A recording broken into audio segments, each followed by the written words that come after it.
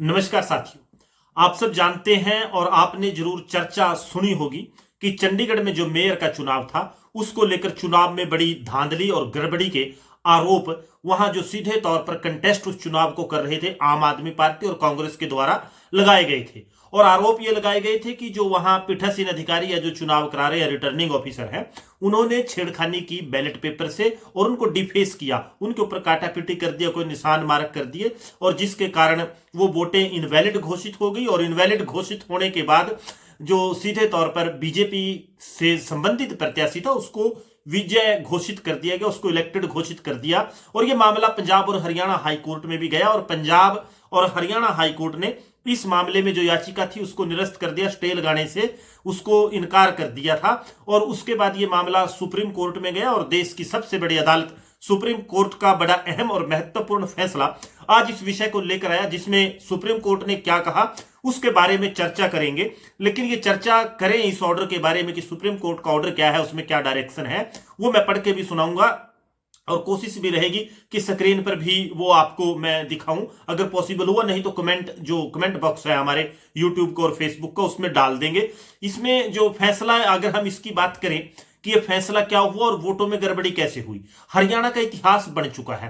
पहले जब आर के आनंद जो सुप्रीम कोर्ट के वकील थे वो चुनाव लड़ रहे थे राज्यसभा का हरियाणा में, तो उनके चुनाव के समय में भी पेन बदलने का मामला सामने आया था, आरोप प्रत्यारोप का दौर जारी रहा था और जो आर के आनंद थे वो चुनाव हार गए थे। उसमें भी एक मामला था, जैसे अब उनको डिफेस कर दिया, उनके ऊपर काटा या कोई निशान लगा दिया जो इनवैलिड घोषित हो जाता है, जिससे जो आपका जो मत आप जो वोट डालते हैं वो। और दूसरा जो दूसरी बार जब ये मामला हुआ वो भी बड़ा अपने आप में गंभीर मामला था। हरियाणा से एक जो था चुना जाना था राज्यसभा के लिए, एक सांसद का चुनाव था और उसमें कांग्रेस के पास 31 वोट थे और उसको जीतने के लिए 30 थे। लेकिन हरियाणा से जीत के कौन गया? विनोद शर्मा जो है, उनके लड़के जो कार्तिकेय शर्मा है, सांसद बने राज्यसभा के और जिनके पास एक भी एमएलए नहीं था। उनको भारतीय जनता पार्टी ने सपोर्ट किया, बाकी लोगों ने वोट डाल ली और जो हुआ खेल वो आप सबने देखा। मतलब ये हरियाणा के लिए नया मामला नहीं है। हम हरियाणा वासी तो वो भी हैं जिन्होंने आया राम गया राम की शब्दावली एक ही दिन में कितनी बार दल बदल कर लिया, वो भी देने का काम किया कि वोटें कैसे खराब होते हैं, क्या हालात। लेकिन मामला सुप्रीम कोर्ट चला गया और सुप्रीम कोर्ट ने बड़ा महत्वपूर्ण इसमें जो निर्णय पास किया है, जो ऑर्डर पास किया है वो बड़ा महत्वपूर्ण है। उसके बारे में आज की इस वीडियो में चर्चा करेंगे। जो दूसरे विषय हैं वो आज ज्यादा चर्चा का विषय, लेकिन संदर्भ रखते हैं कि ये पहली बार नहीं हुआ हरियाणा में, ऐसा पहली बार पहले भी हो चुका है हरियाणा में वोटों के मामले में। जो चाहे वो आर के आनंद जब राज्यसभा के लिए लड़े थे और चाहे उसके बाद जब कार्तिकेय शर्मा गए और कांग्रेस के जो थे प्रत्याशी वो हारे, वो पहले हो चुका है, उनके पास पर्याप्त संख्या होने के बावजूद भी हारे। लेकिन जो मामला मौजूदा समय में था वहां कांग्रेस और जो आम आदमी पार्टी उनका साझा प्रत्याशी था या एक दूसरे को सपोर्ट कर रहे थे, उसका जीतना लगभग तय था कि वोटों की जो गिनती है, लेकिन वोटें खराब होने के कारण वो हार गया। और ये लोकतंत्र के मुंह पे तमाचा है, कलंक है। ऐसा होना नहीं चाहिए था कि लोगों का जो जनादेश है उसको नहीं हमें करना चाहिए, दबाना नहीं चाहिए, उसी को तरजीह देनी चाहिए। जनता की आवाज तो खुदा की आवाज कहते हैं, मानी जाती है परमात्मा की। अगर मैं आज के इस ऑर्डर की बात करूं जो देश की सबसे बड़ी अदालत ऑनरेबल सुप्रीम कोर्ट ने पास किया, इसमें पहले तो नोटिस जारी कर दिया जो संबंधित पक्ष थे, जो याचिकाकर्ता ने बनाए थे उनको। और दूसरा इसमें जो कहा है सीधे तौर पर सबसे पहले इशू नोटिस, जो संबंधित पक्ष थे चाहे वो सरकार थे या दूसरे जो रिटर्निंग ऑफिसर जो भी थे, उनको नोटिस जारी कर दिया। और दूसरा, pursuant to the interim order of the high court in an earlier writ petition the proceeding for conducting the election for the post of mayor of the Chandigarh municipal corporation were videographic during the course of hearing the video has been played in the court। कि जो Chandigarh municipal corporation के mayor के चुनाव हुए उसको videography किया गया था और हाई कोर्ट ने जो एंटरिम ऑर्डर दूसरी याचिकाओं पे पास किया उसको देखते हुए वो वीडियो कोर्ट में प्ले की गई, चलाई गई, वो वीडियो कोर्ट में चलाई गई।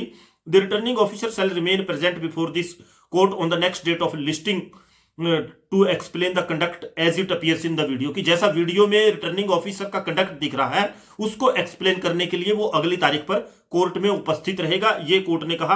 Prima facie at this stage we are of the considered view that an appropriate interim order was warranted which High Court has failed to pass in order to protect the purity and sanctity of the electoral process।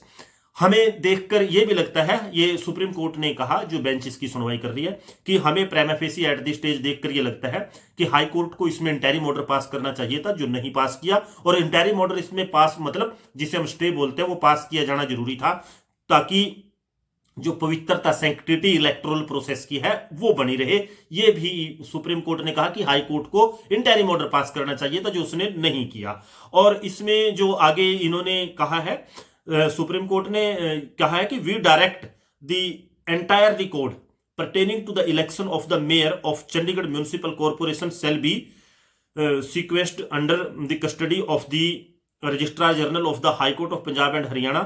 This shall include की जो record है वो पंजाब और Haryana high court के जो registrar general है उनके माध्यम से सीक्वेंस्ड होगा, यहां आएगा। उसमें क्या होगा, बेल्ट पेपर्स होंगे, videography of the entire electoral process, और जो इलेक्टोरल प्रोसेस की वीडियोग्राफी हुई वो शामिल होगी। All other material in the custody of the returning officer, returning officer के कस्टडी में जो भी पूरा मटेरियल हुआ वो भी उनको दिया जाएगा। और यहां आगे इसमें यह है कि जो उनके रिटर्निंग ऑफिसर की तरफ से सॉलिसिटर जनरल पेश हुए mister Tushar Mehta senior advocate, उन्होंने कहा कि वो ऑलरेडी जो डिप्टी कमिश्नर है यूटी के, उनको रिकॉर्ड दे चुके हैं। और तो डिप्टी कमिश्नर जो है उसको भी डायरेक्शन दी गई कि वो भी वहां उस रिकॉर्ड को उसकी कस्टडी के साथ सेफ रखें, और उस रिकॉर्ड को जो registrar general of high court है उसको हैंड ओवर कर देंगे, और वो रजिस्ट्रार जनरल वहां पहुंचाएगा। आगे इसमें the ensuing meeting of the Chandigarh municipal corporation which is to take place on 7th February 2024 shall stand deferred pending further order of this court।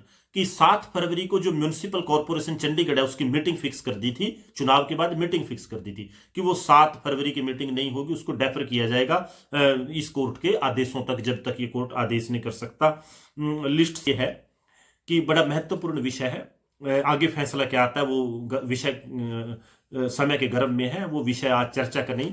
लेकिन मौजूदा तौर पर जो सुप्रीम कोर्ट की ऑब्जर्वेशन आई है और जो इलेक्टोरल प्रोसेस की सैंक्टिटी के बारे में कहा, जो prima facie at the stage video देखने के बाद जो रिटर्निंग ऑफिसर है उसके कंडक्ट के बारे में कहा, और जो उसको वहां बुलाकर एक्सप्लेन करने के लिए कहा, वो बड़ा महत्वपूर्ण है। और जो मीटिंग इन्होंने बुला ली थी उसको इलेक्ट करने के बाद आनंद फानंद में, उसको भी डेफर करने के लिए अगले हियरिंग तक, कि जब तक यहां फैसला नहीं आता आपने नहीं करनी। इन सब के मद्देनजर ये एक तरह से तमाचा है कि देश में लोकतांत्रिक व्यवस्थाओं को अगर आप धता बताओगे, उनको कमजोर करोगे, और जनादेश को आप कहीं ना कहीं अपमानित करने का काम करोगे, उसके ऊपर तानाशाही व्यवस्थाएं थोपने का काम करोगे, तो इस देश की जो न्यायपालिका है वो कहीं ना कहीं उसका संज्ञान लेगी। और जो कुछ न्योचित उसमें है, जस्टिफाइड जो है, और जो requirement to meet the ends of justice, जो न्याय के लिए जरूरी है, वो उसमें किया जाएगा। और ये सुप्रीम कोर्ट ने किया है। आज की इस वीडियो में आपसे यही जानकारी साझा करनी थी।